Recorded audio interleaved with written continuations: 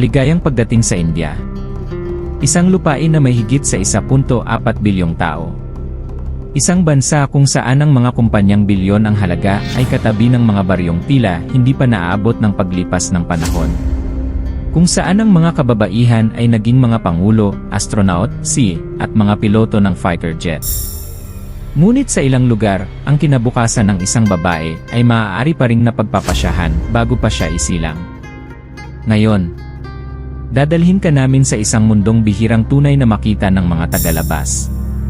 Isang lugar kung saan nagbabanggaan ang sinaunang tradisyon at modernong ambisyon.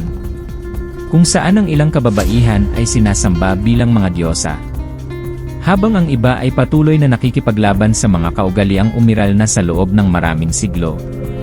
Paano kung sabihin namin sa iyo na sa ilang bahagi ng India, ang mga pamilya ay gumugugol ng maraming taon sa pag-ipon ng pera para lamang maipakasal ang kanilang anak na babae? Na kahit iligal, ang dowry o bigay kasunduan ay patuloy pa ring nakaapekto sa napakaraming kasal. Na libu-libong kababaihan at batang babae ang nasasagip mula sa mga trafficking network bawat taon. Na may mga komunidad pa rin na nakikipagbuno sa mga tradisyong naglilimita sa kakayahan ng kababaihan na magdesisyon para sa sarili nilang buhay. Ngunit hindi lamang ito kwento ng paghihirap. Ito rin ay kwento ng tapang. Ng mga kababaihang binabasag ang mga hadlang. Ng mga aktivistang isinasapanganib ang lahat. Ng mga nakaligtas na tumatangging manahimik. Dahil ang tunay na India ay mas komplikado kaysa sa mga nakikita sa balita. May mga tradisyong pinahahalagahan. May mga kino-question. At marami ang unti-unting nagbabago. Sa dokumentaryong ito, ilalahad namin ang tatlong mukha ng isang nakatagong realidad. Ang mga kaugaliang humuhubog sa buhay ng kababaihan. Ang mas madidilim na sistemang nagsasamantala sa mga mahihinang babae. At ang pambihirang laban para sa kalayaan at pagkakapantay-pantay na nagaganap sa buong bansa. Ang ilan sa mga maririnig mo ay maaaring ikagulat mo. Ang iba ay maaaring makabahala. Ngunit lahat ng ito ay magtataas ng isang tanong. Paano nagkakasya sa iisang bansa ang napakaraming magkakaibang realidad para sa kababaihan sa parehong panahon? Manatili ka sa amin. Dahil ang huling kabanata ay maaaring magbago sa paraan ng pagtingin mo sa India magpakailanman. Upang maunawaan kung ano ang buhay ng maraming kababaihan sa India, kailangan mo munang maunawaan ang bansa mismo. Ngayon, sumisid tayo dito. Ang India ay hindi lamang isang bansa. Ito ay halos isang mundo sa sarili nito. Tahanan ng higit sa 1.4 bilyong tao. Libo-libong etnikong komunidad. Daan-daang wika. At hindi mabilang na tradisyon na ipinapasa mula sa isang henerasyon patungo sa susunod. Ang karanasan ng isang babae sa India ay maaaring magkaiba ng malaki depende sa kung saan siya ipinanganak. Ang isang batang babae na lumalaki sa isang masiglang lungsod ay maaaring mangarap na maging doktor, inhinyero, o negosyante. Samantala, ang isa pang batang babae na ipinanganak sa isang liblib na baryo ay maaaring humarap sa ibang uri ng inaasahan. Ang kanyang kinabukasan ay maaaring hubugin hindi lamang ng kanyang mga pangarap, kundi pati ng tradisyon ng pamilya, kalagayang pang-ekonomiya, at mga kaugalian sa lipunan na umiiral na sa loob ng maraming siglo. Para sa maraming pamilya, ang pagsilang ng isang bata ay isang sandali ng pagdiriwang. Ngunit sa kasaysayan, ang pagsilang ng isang lalaki at ang pagsilang ng isang babae ay minsang tinitingnan ng magkaiba. Sa maraming komunidad, ang mga anak na lalaki ay inaasahang magpapatuloy ng apelyido ng pamilya, magmamana ng ari-arian, at mag-aalaga sa mga magulang sa kanilang pagtanda. Samantala, ang mga anak na babae ay kadalasang nagiging bahagi ng ibang pamilya pagkatapos ng kasal. Ang mga inaasahang ito ay nakaimpluwensya sa mga desisyon ng pamilya sa loob ng maraming henerasyon. Sa kabutihang palad, nagbabago na ang pananaw. Ang mga kampanya sa edukasyon, mga reformang legal, at pagbabago ng mga pagpapahalaga sa lipunan ay nagtutulak ng mas malaking pagkakapantay-pantay. Mas maraming pamilya ngayon ang seryosong namumuhunan sa kinabukasan ng kanilang mga anak na babae. Ngunit nananatiling malakas ang impluwensya ng tradisyon. At wala itong mas malinaw na halimbawa kundi sa kasal. Kot sa makukulay na kasalang Indian. Ang mga kasalang Indian ay kabilang sa pinaka-engrandeng pagdiriwang sa mundo. Ang ilan ay tumatagal ng ilang araw. Daan-daan, kung minsan libo-libo, ang dumadalo. Punong-puno ng musika ang paligid. Kumikislap ang mga tradisyonal na kasuotan sa detalyadong disenyo.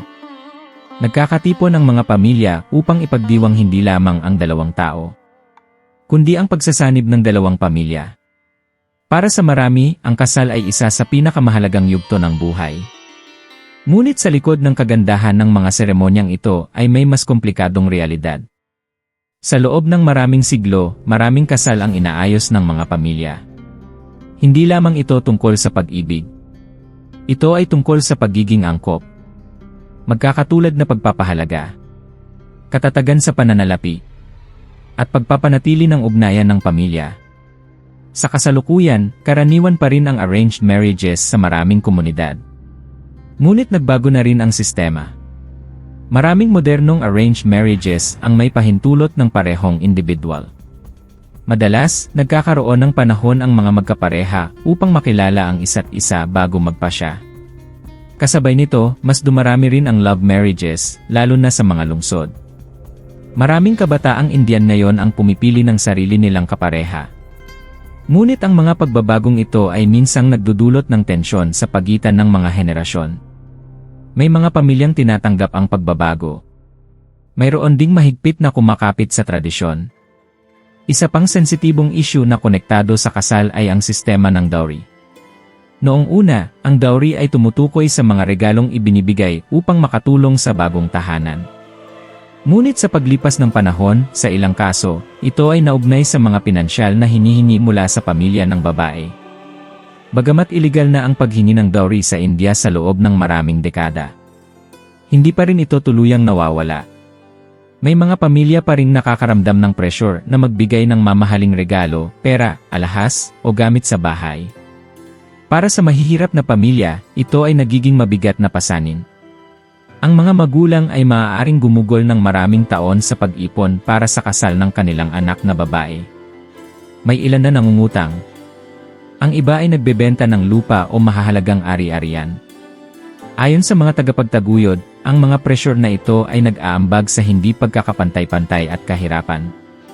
Nagpatupad ang pamahalaan ng India ng mga batas upang protektahan ang kababaihan laban sa pang-aabusong may kaugnayan sa dowry. Patuloy ring kumikilos ang mga aktivista at leader ng komunidad upang baguhin ang pananaw ng lipunan. Maraming pamilya na rin ang hayagang tumatanggi sa ganitong gawain. Ang susunod na hamon ay nagsisimula pagkatapos ng kasal. Tradisyonal, maraming bagong asawa ang lumilipat sa tahanan ng pamilya ng lalaki. Ang pamumuhay kasama ang mga biyenan ay maaaring magbigay ng suporta at magpatibay ng ugnayan ng pamilya. Ngunit maaari rin itong magdulot ng hamon. Ang pag-adjust sa bagong tahanan, bagong responsibilidad, at bagong inaasahan, ay maaaring maging mahirap. Sa loob ng maraming henerasyon, inaasahan sa maraming kababaihan na pamahalaan ang tahanan habang inaalagaan ang mga anak at matatandang kamag-anak. Ngunit ngayon, unti-unti itong nagbabago. Mas maraming kababaihan ang kumukuha ng mas mataas na edukasyon. Mas marami ang pumapasok sa workforce. Maraming pamilya na ngayon ang naghahati ng responsibilidad sa paraang hindi pangkaraniwan noon. Malaki ang papel ng edukasyon sa pagbabagong ito. Sa buong India, milyon-milyong batang babae ang pumapasok sa paaralan araw-araw. Ang mga universidad ay naglalabas ng mas maraming babaeng nagtapos. Nagiging abogado ang mga kababaihan. Siyentista, doktor, guro, hukom, piloto, opisyal ng militar, negosyante, at mga leader sa politika. Ang edukasyon ay nagbigay sa maraming kababaihan ng mas malaking kalayaan at oportunidad. Ngunit hindi pantay ang akses sa edukasyon. Sa ilang rural na lugar, ang kahirapan ay nagiging hadlang. Mahahabang biyahe, kakulangan sa resources, at responsibilidad sa pamilya, ay maaaring huminto sa pag-aaral ng isang batang babae. Ang mga programa ng gobyerno at mga organisasyong kawanggawa ay nagsisikap na panatilihin ang mga batang babae sa paaralan at bawasan ang mga hadlang na ito. Isa pang issue na nakakuha ng pandaigdigang atensyon ay ang child marriage. Bagamat may itinakdang minimum na edad ang batas sa India para sa kasal, nangyayari pa rin ito sa ilang komunidad, kadalasang kaugnay ng kahirapan at matagal ng tradisyon. Maraming organisasyon ang nakikipagtulungan sa mga lokal na pamilya upang maiwasan ang maagang pag-aasawa at hikayatin ang mga batang babae na ipagpatuloy ang kanilang edukasyon. Ipinapakita ng mga pag-aaral na ang edukasyon ay may malaking epekto sa kalusugan, oportunidad sa ekonomiya, at pangmatagalang kinabukasan ng mga kababaihan. Araw-araw, milyon-milyong tao ang gumagalaw sa buong India. Ang ilan ay naglalakbay para sa trabaho. Ang iba para sa edukasyon. At ang ilan ay naghahanap ng mas magandang buhay. Para sa marami, ang paglalakbay na iyon ay nagbubukas ng oportunidad. Ngunit para sa iba, ito ang simula ng isang bangungot. Nakatago sa likod ng masisikip na istasyon ng tren. Mga liblib na baryo. Masisiglang lungsod. At kahit sa mga ordinaryong komunidad.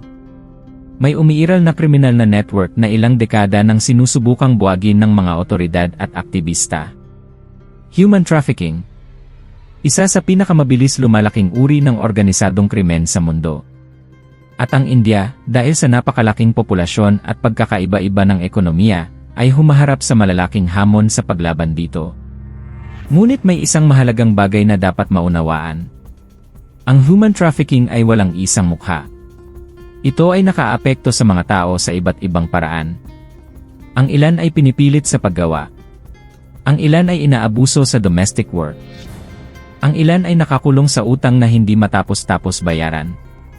Ang iba ay pinipilit sa sexual na pagsasamantala. At marami sa kanila ay mga bata. Pause. Ang mga paraan na ginagamit ng mga trafficker ay nakakatakot sa pagiging simple nito. Ang isang pamilyang naghihirap ay maaaring pangakuan ng magandang trabaho para sa kanilang anak na babae.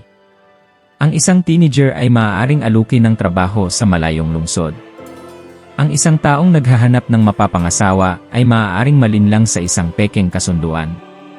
Ang isang bata ay maaaring bigla na lamang mawala sa gitna ng mataong pista o habang naglalakbay. Mga pangako ng edukasyon, trabaho, o mas magandang kinabukasan, ay nagiging kasangkapan ng panlilinlang. Kapag ang mga biktima ay nahiwalay na sa kanilang pamilya at komunidad, mas nagiging mahirap ang pagtakas. Maaaring kunin ng mga trafficker ang kanilang mga dokumento.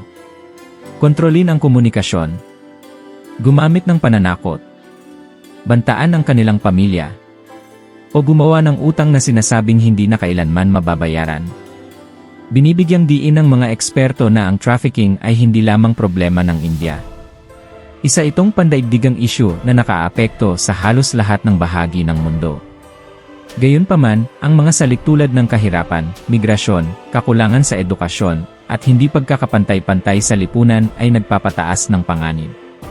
Sa isang bansang kasing lawak at kasing iba-iba ng India, ang mga hamong ito ay nag-iba-iba sa bawat estado. Cut sa mga operasyon ng pulisya at pagsagip. Sa buong bansa, regular na nagsasagawa ng operasyon ng pulisya at mga ahensya ng investigasyon laban sa trafficking networks. May mga biktimang nasasagip. May mga sindikatong iniimbestigahan. May mga suspect na inaaresto. Ngunit mahirap buwagin ang mga network na ito. Maaaring kumilos ang mga grupo sa iba't ibang estado. Ang ilan ay may koneksyon pa sa ibang bansa. Madalas ilipat-lipat ang mga biktima upang makaiwas sa pagkakahuli. At ang mga nakaligtas ay nangangailangan ng pangmatagalang suporta matapos masagip. Dahil ang pagsagip ay simula pa lamang. Ang pagbangon ay maaaring tumagal ng maraming taon. Maraming nakaligtas ang nangangailangan ng medikal na pangangalaga. Suportang psikolohikal. Edukasyon. Pagsasanay sa trabaho. At ligtas na tirahan. Ang ilan ay nahihirapang bumalik sa kanilang komunidad dahil sa takot o stigma. Dito pumapasok ang mahalagang papel ng mga charity, social worker, at lokal na organisasyon. Tinutulungan nila ang mga nakaligtas na muling buuin ang kanilang buhay at makamit ang kalayaan. Ngunit ang trafficking ay bahagi lamang ng mas malawak na usapan. Isa pang paksa na madalas makatanggap ng pandaigdigang atensyon ay prostitusyon. At mas komplikado ito kaysa sa iniisip ng marami. Bumabagal ang musika ngunit nananatiling mabigat ang pakiramdam. Ang legal na sistema ng India tungkol sa prostitusyon ay komplikado. Ang pagbebenta ng serbisyong sexual ng isang individual ay hindi ganap na illegal. Ngunit maraming kaugnay na gawain, tulad ng pamamahala ng brothel, trafficking, pamimilit, at pamumuhay mula sa kita ng prostitusyon ng iba, ay ipinagbabawal ng batas. Ang pagkakaibang ito ay nagdudulot ng mahihirap na tanong sa batas at lipunan. Ang ilang nasa industriya ay nananawagan ng mas malakas na proteksyon, akses sa healthcare, at karapatang paggawa. Ang iba naman ay napasok sa industriyang ito dahil sa puwersa, panlilinlang, kahirapan, o pamimilit. Binibigyang diin ng mga aktivista ang kahalagahan ng paghihiwalay ng kusang loob na adult sex work sa trafficking at pagsasamantala. Dahil bagamat maaaring magkaugnay ang mga ito, hindi sila isang issue. Nakatuon ang mga otoridad sa pagtukoy ng mga kasong may kasamang puwersa, abuso, at kriminal na pagsasamantala. Ang mga organisasyong pangkarapatang pantao ay tumutulong sa mga mahihinang kababaihan habang isinusulong ang mga patakarang nagpoprotekta sa kanila. Ang kahirapan ay nananatiling isa sa pinakamalaking salik ng pagiging vulnerable. Kakulangan sa trabaho, limitadong edukasyon, utang ng pamilya, o pagkawala ng tirahan dahil sa kalamidad, ay maaaring maglagay sa mga tao sa mas mataas na panganib. Ang mga kababaihan mula sa marginalized na komunidad ay mas nahaharap sa dagdag na hadlang sa edukasyon at trabaho. Ang mga hindi pagkakapantay-pantay na ito ay nagbibigay ng pagkakataon sa mga kriminal na grupo na pagsamantalahan ang mga desperadong sitwasyon. Binago rin ng teknolohiya ang sitwasyon. Mas ginagamit na ngayon ng mga trafficker ang cellphone at social media upang makahanap ng biktima.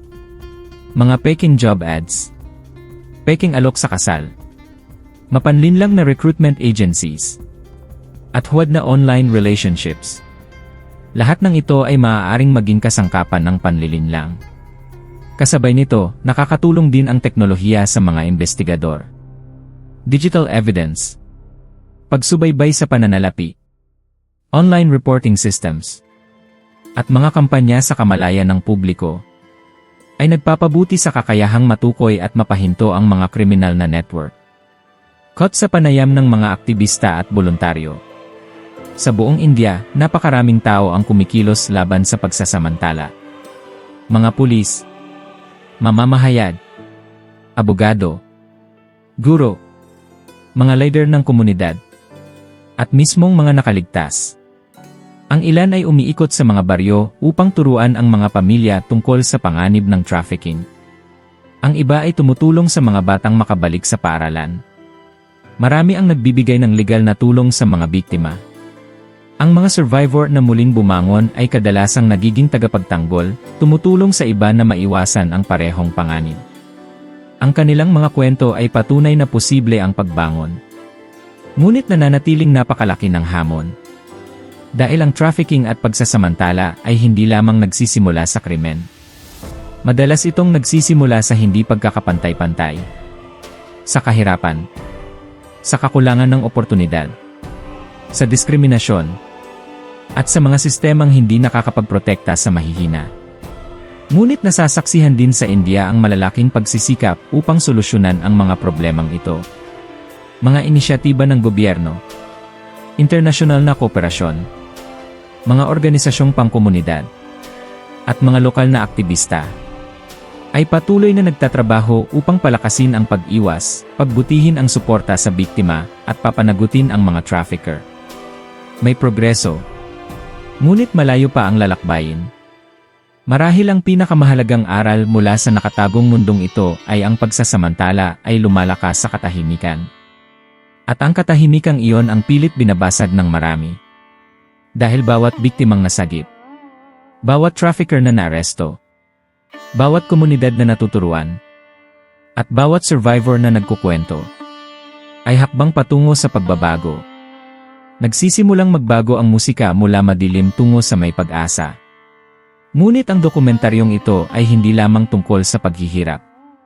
Ito rin ay tungkol sa katatagan, Sa mga kababaihang tumatangging tanggapin ang mga limitasyong ipinapataw sa kanila. Sa mga komunidad na hinahamon ang lumang paniniwala. Sa bagong henerasyong humuhubog ng hinaharap. Dahil habang ang ilan ay patuloy na lumalaban sa pagsasamantala at hindi pagkakapantay-pantay. Milyon-milyong iba pa ang binabago ang India sa kahangahangang paraan. At sa huling kabanata, makikilala natin ang mga kababaihan, mga kilusan, at mga pagbabagong pananaw na muling nagbibigay kahulugan sa pagiging babae sa modernong India. Sa kabuuan ng dokumentaryong ito, sinuri natin ang mga tradisyong humubog sa buhay ng kababaihan. Inilantad natin ang realidad ng pagsasamantala at hindi pagkakapantay-pantay. Ngunit kung may isang bagay na naglalarawan sa makabagong India, ito ay ang pagbabago. Mabagal, komplikado, minsan kontrobersyal. Ngunit imposibleng baliwalain. Dahil habang patuloy na naapektuhan ng mga lumang kaugalian ang lipunan, isang bagong henerasyon ng kababaihan ang muling isinusulat ang kwento. At ginagawa nila ito isa-isang silid-aralan, isang negosyo, isang korte, at isang komunidad sa bawat pagkakataon. Pause. Ang India ngayon ay ibang-iba kumpara sa India 50 taon na ang nakalipas. Paglago ng ekonomiya, teknolohiya, urbanisasyon, at mas malawak na akses sa edukasyon ang nagbago sa bansa. Para sa milyon-milyong batang babae, ang mga oportunidad na dati tila imposibleng maabot ay unti-unti nang nagiging posible. Ang edukasyon ang isa sa pinakamalakas na puwersa ng pagbabago. Sa buong bansa, ang mga paaralan at unibersidad ay nagbubukas ng mga pinto para sa mga kabataang babae. Ang mga pamilyang dati naniniwala na ang kinabukasan ng anak na babae ay nakasalalay lamang sa kasal ay ngayon ay mas hinihikayat ang mas mataas na edukasyon at propesyonal na karera. Sa mga silid-aralan mula sa maliliit na baryo hanggang sa malalaking lungsod. Nag-aaral ang mga babae ng matematika, agham, medisina, batas, engineering, negosyo, at teknolohiya. Para sa maraming pamilya, ang edukasyon ay higit pa sa diploma. Ito ay kumakatawan sa kalayaan, kumpiyansa, at kakayahang hubugin ang sariling kinabukasan. Cut sa mga gusali ng opisina at technology hubs. Ang India ay naging isa sa pinakamalalaking sentro ng teknolohiya at inobasyon sa mundo. Ang mga pangunahing lungsod ay may umuunlad na industriya sa software, engineering, pananalapi, healthcare, at entrepreneurship. Ang kababaihan ay lalong nagiging mahalagang bahagi ng pagbabagong ito. Marami ang nagtatayo ng negosyo, namumuno sa mga kumpanya, namamahala ng mga institusyong pinansyal, at lumilikha ng mga organisasyong tumutugon sa lokal na problema. Ang mga maliliit na negosyante ay nakatulong din sa pagbabago ng lokal na ekonomiya. Ang ilan ay nagpapatakbo ng sakahan. Ang iba ay may tindahan. Marami ang gumagawa ng tradisyonal na produkto at tela na sumusuporta sa buong komunidad. Ang mga microfinance program at women's self-help groups ay tumulong sa maraming pamilya na magkaroon ng matatag na kita. Ang kalayaang pinansyal ay nagbigay sa maraming kababaihan ng mas malaking kontrol sa kanilang buhay at mga desisyon. Ngunit hindi dito nagtatapos ang kwento. Binabago rin ng kababaihan ang mukha ng serbisyong publiko. Mga imahe ng ospital, korte, at opisina ng gobyerno. Sa buong India, ang mga kababaihan ay nagsisilbi bilang doktor, nurse, abogado, guro, hukom, at lingkod bayan. Nagtatrabaho sila sa disaster relief, kalusugan ng publiko, edukasyon, law enforcement, at community development. Marami sa kanila ang iniaalay ang kanilang karera upang lutasin ang mismong mga problemang tinalakay natin sa dokumentaryong ito. Ang ilan ay nagpoprotekta sa mga biktima ng trafficking. Ang ilan ay nagtatanggol sa mga biktima ng domestic violence. Ang iba ay nagsusumikap na mapabuti ang akses sa healthcare at edukasyon. Madalas hindi napapansin ang kanilang trabaho. Ngunit araw-araw nagbabago ito ng buhay. Malaki rin ang naging progreso sa politika. Ang kababaihan ay nakapaghawak na ng ilan sa pinakamataas na posisyon sa bansa. Sa mga lokal na pamahalaan, mas dumarami ang babaeng kinatawan na tumutulong sa paghubog ng mga patakaran sa edukasyon, kalusugan, at rural development. Sa maraming baryo, ang mga kababaihan ay nagsisilbing halal na leader ng komunidad. Pinangangasiwaan nila ang mga proyekto sa infrastruktura. Isinusulong ang sanitation programs. Sinusuportahan ang mga paaralan. At hinihikayat ang pag-unlad ng ekonomiya. Ang pamumuno, na dati itinuturing na hindi pangkaraniwan para sa kababaihan, ay unti-unti nang nagiging normal. Nagiging mas masigla ang musika. Ang sports ay naging isa ring makapangyarihang simbolo ng pagbabago. Ang mga babaeng Indian ay nagtagumpay sa pandaigdigang entablado sa boxing, badminton, wrestling, cricket, athletics, at marami pang iba. Ang kanilang tagumpay ay nagbibigay inspirasyon sa mga batang babae sa buong bansa. Para sa maraming pamilya, ang mga atletang ito ay higit pa sa simpleng panalo sa laro. Pinapatunayan nila na kayang lampasan ng determinasyon ang mga inaasahan. Ganito rin ang masasabi sa mga kababaihang nagsisilbi sa militar at aviation. Mga piloto, engineer, rescue personnel, at mga opisyal ay nag-aambag sa serbisyo ng bansa sa mga tungkuling dati halos sarado sa kababaihan. Malinaw ang mensahe para sa susunod na henerasyon. Hindi kailangang limitahan ng tradisyon ang iyong kinabukasan. Pause. Ngunit ang progreso ay bihirang mangyari ng walang pagtutol. Marami pa ring kababaihan ang nahaharap sa mahihirap na desisyon. Pagbabalanse ng pamilya at karera. Pagharap sa inaasahan ng lipunan. Paglaban sa diskriminasyon. At pagsasalita laban sa kawalan ng katarungan. Ang ilang aktivista ay nakararanas ng kritisismo dahil sa pagkwestiyon sa matagal ng tradisyon. Ang mga mamamahayag na nag-imbestiga ng katiwalian o abuso ay maaaring makaranas ng pressure. Ang mga abogado na nagtatanggol sa mahihinang komunidad ay humaharap sa emosyonal at mahihirap na kaso. Ngunit marami pa rin ang nagpapatuloy dahil naniniwala silang sulit ang pagbabago. Ang teknolohiya ay naging isa sa kanilang pinakamalakas na kasangkapan. Pinapayagan ng social media ang mga tao na magbahagi ng karanasan na dati nananatiling lihim. Ang mga kwento ng kawalan ng katarungan ay maaaring makarating sa milyon-milyon sa loob lamang ng ilang oras. Ang mga kampanya para sa edukasyon, kaligtasan, at pagkakapantay-pantay ay mabilis na kumakalat sa buong bansa. Ang mga komunidad ay nag-organisa online. Ang mga charity ay nakakalap ng pondo. Ang mga voluntaryo ay nagkokoordina ng tulong. At ang mga kabataan ay nakikilahok sa mga usaping hindi maisip ng mga nakaraang henerasyon.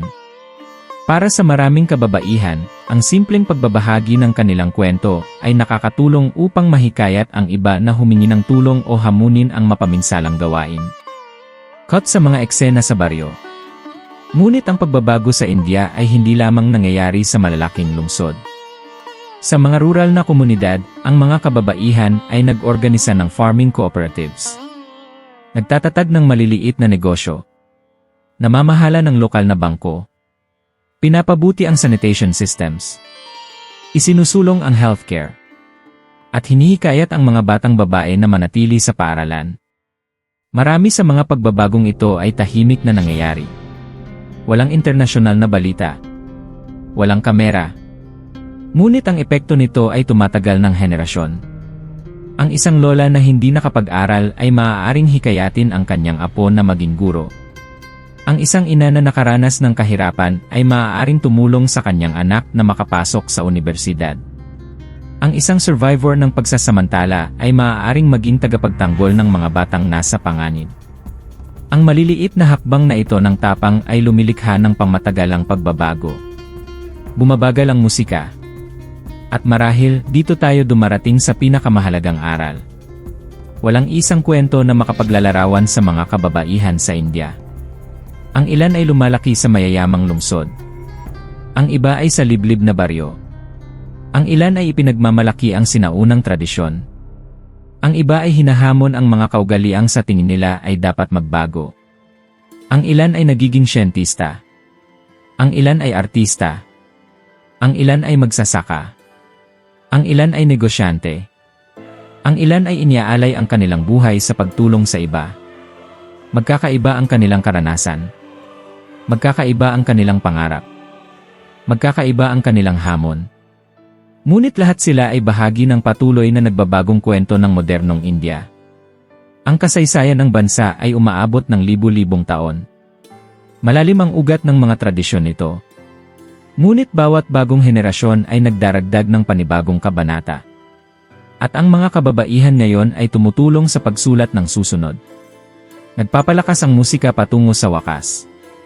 Nalakbay natin ang mga pagdiriwang at pakikibaka. Ang mga kaugaliang naipasa sa loob ng maraming siglo. Ang mahihirap na usapan tungkol sa hindi pagkakapantay-pantay at pagsasamantala. At ang mga kwento ng katatagan at pag-asa. Ang India na ating nakita ay hindi perpekto. Walang bansang perpekto. Mayroon itong mga komplikadong hamon sa lipunan. Hindi pagkakapantay-pantay sa ekonomiya. At mga debate tungkol sa tradisyon at modernidad. Ngunit isa rin itong bansang kung saan milyon-milyong kababaihan ang binabago ang inaasahan araw-araw. Sa pamamagitan ng edukasyon, sa pamamagitan ng sipag, sa pamamagitan ng pamumuno, sa pamamagitan ng malasakit, at sa pamamagitan ng pambihirang determinasyon. Dahil ang kinabukasan ng India ay hindi lamang huhubugin ng sinaunang tradisyon. Ito rin ay huhubugin ng mga desisyon ng mga kababaihan at batang babae na lumilikha ng bagong oportunidad para sa kanilang sarili at sa kanilang komunidad. At marahil, iyon ang pinakamalaking sorpresa sa lahat. Hindi na ang India ay puno ng kontradiksyon. Kundi sa kabila ng mga kontradiksyon na iyon, napakaraming tao ang patuloy na lumalaban para sa mas magandang kinabukasan. Huling montage, mga batang babae na tumatawa sa paaralan, mga babaeng negosyante na nagbubukas ng tindahan, mga health worker na nag-aalaga ng pasyente, mga atletang nagsasanay, mga pamilyang nagdiriwang ng kasal, at mga ina na naglalakad kasama ang kanilang mga anak. Narrator pagtatapos. Ang kwento ng India ay patuloy pang isinusulat. Isang kwento ng sinaunang tradisyon at makabagong ambisyon. Ng mga hamon na nananatili. At progresong nagpapatuloy. Isang kwento ng katatagan sa gitna ng pagsubok. Ng mga komunidad na umaangkop sa nagbabagong mundo. At ng mga kababaihang ang buhay, pakikibaka, at tagumpay ay tumutulong sa paghubog ng isa sa pinakadinamikong lipunan sa mundo. Ang tanong para sa hinaharap ay hindi kung darating ang pagbabago. Narito na ito. Ang tunay na tanong ay, gaano pa karaming buhay ang kaya nitong baguhin? Dahil sa likod ng bawat tradisyon, bawat reforma, bawat hamon, at bawat tagumpay, may isang kwento ng tao. At ang mga kwentong iyon ay malayo pa sa katapusan.